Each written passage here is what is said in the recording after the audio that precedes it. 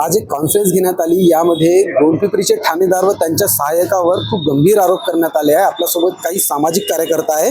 काही कॉन्फरन्स घेतली तुम्ही आणि ठाणेदारवर त्यांच्या सहाय्यकावर खूप गंभीर आरोप केले आहे, म्हणजे काय झालं?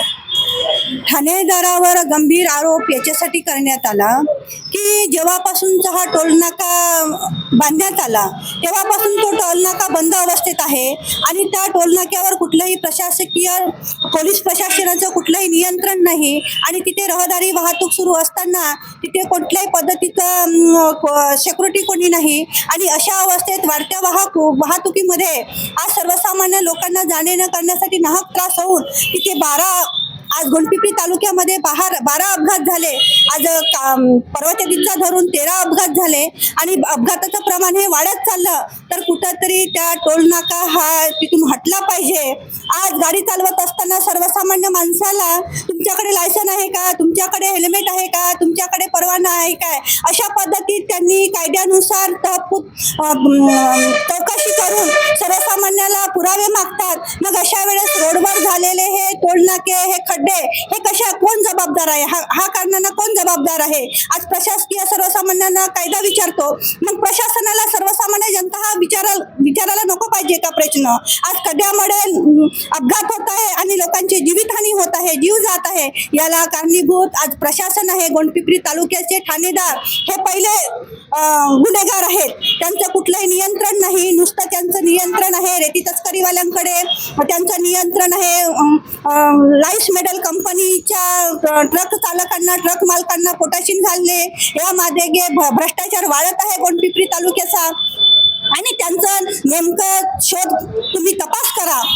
आणि त्या माध्यमात त्यांच्या सातत्याने फोनवर कोणता पत्रकार राहते, सातत्यानं कोणता पत्रकार त्यांच्या पोलीस स्टेशनला जाणे न करत राहते, सातत्यानं त्यांच्या फोनवरती कोणते रेती तस्करीवाले सातत्याने फोनवर राहतात, कोणते रेती तस्करीवाले ठाण्यावर जरा टाकतात, त्यांचं लोकेशन तुम्ही टॅग करा। ते कुठं जाऊन कोणाकोणाची साठेगोट करतात, कुठे बैठका लावतात, कुठे पार्ट्या करतात आणि कुठे त्यांची भ्रष्टाचार चालू आहे, हे कुठंतरी त्यांची चौकशी झाली पाहिजे। आणि हे अपघात होण्यामागं हत्तीगोटे साहेबांचा पूर्ण गुन्हेगार आहेत आमच्या गोंडपिंपरी तालुक्याचे।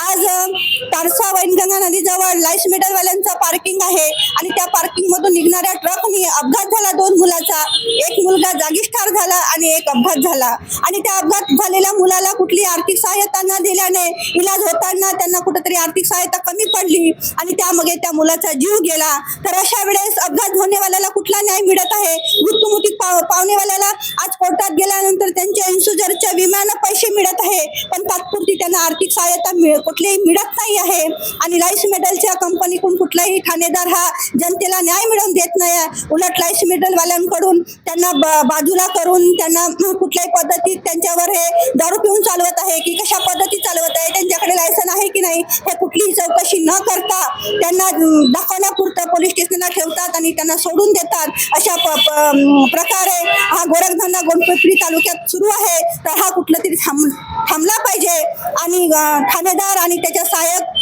मंगेश कराडेवर यांच्यावर गुन्हा नोंदवून त्यांना निलंबित केली पाहिजे, अशी माझी रास्त मागणी आहे। जर हे न झाल्यास मी स्वतः माझे शेकडो कार्यासोबत उपोषणाला मी बसण्यास तयार आहे, एवढं बोलते आणि माझा मुद्दा आहे। लोकांची डेथ झाली ऍक्सिडेंट, आज ऍक्सिडेंटमुळे 13 लोकांच्या बळी गेलाय गोंडपिंपरी तालुक्यात आणि याच्या मागे गोंडपिंपरी तालुक्यात हा बळी पडत आहे अपघातामध्ये।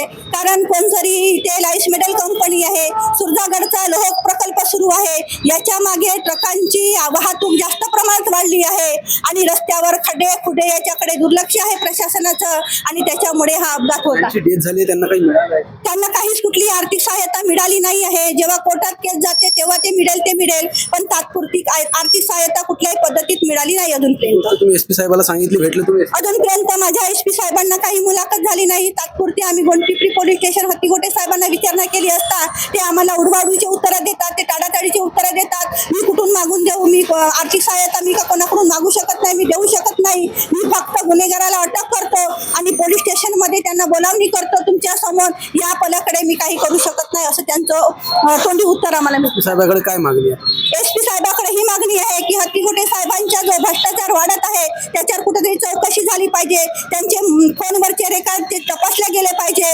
त्यांची जे प्रॉपर्टी आहे आज पहिले किती होती आणि आता किती जोमानं वाढली ते कुठेतरी तपास झाला पाहिजे. आणि कोणते पत्रकार त्यांच्याशी साटेगोटे करून आहेत तेही सुद्धा ते निदर्शनात चौकशी करून आणून दिले पाहिजे. आणि जे जनतेला न्याय मिळत नाही, अपघात होत आहे, जनतेला कुठली आर्थिक सहायता मिळत नाही आहे, या बाबतीत जातीयतेने लक्ष घालून चौकशी करून हत्तीगोटे साहेबावर गुन्हा नोंदवून त्यांना निलंबित करावं अशी SP साहेबांकडे माझी मागणी आहे, रास्त मागणी आहे.